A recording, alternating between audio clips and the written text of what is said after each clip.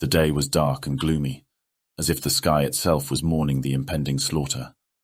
The two kingdoms of Elanestra and Numenora had finally put aside their differences and joined forces to face the common enemy. Valshroom, the necromancer who had built his tower in the wilds between them and raised a vast army of undead to keep them apart.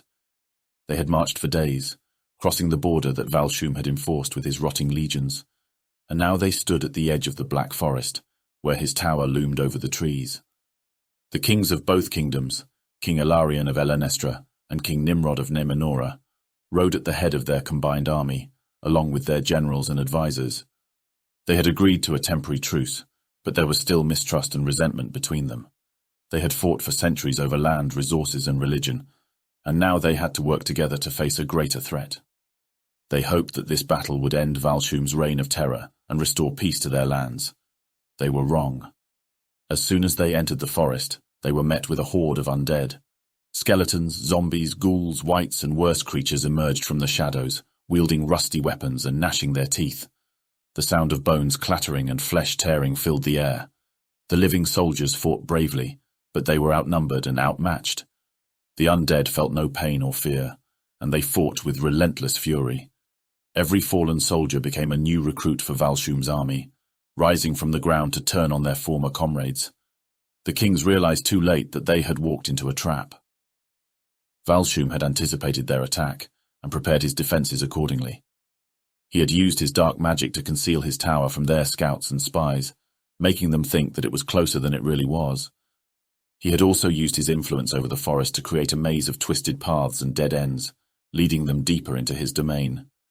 He had waited for them to enter his territory before unleashing his full force upon them. He watched the carnage from his tower, a tall spire of black stone that pierced the sky like a needle. He wore a long cloak of raven feathers and a mask of bone that hid his face. He held a staff of iron in one hand and a book of spells in the other. He smiled behind his mask as he saw the living army crumble under his onslaught. He felt no pity or remorse for them. He only wanted peace, and he would achieve it by any means necessary. He spoke a word of power, and a bolt of lightning struck from the sky, hitting a group of soldiers who were trying to break through his lines. He spoke another word, and a cloud of poison gas enveloped another group, choking them to death. He spoke a third word, and a swarm of insects flew from his staff, biting and stinging anyone they touched. He spoke more words, unleashing more horrors upon his enemies. He was unstoppable. The kings realized that they had no chance of victory. They ordered a retreat, hoping to save some of their men from certain doom. They turned their horses around and tried to find their way back to the forest's edge, but it was too late. Valshroom had sealed their fate. He spoke one final word, and the forest itself came alive. The trees bent their branches and roots, grabbing and crushing anyone who came near them. The vines wrapped around their necks and limbs, strangling and dragging them down.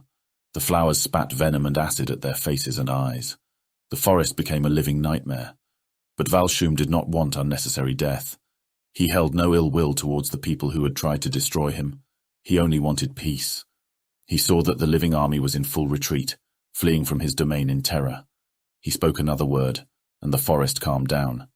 The trees returned to their normal positions, the vines loosened their grip, the flowers closed their petals.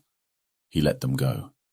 He stood on his tower, looking over the field of corpses that littered the ground. He raised his staff and spoke another word. The corpses began to twitch and move, rising from their graves to join his army. He smiled again. He had won.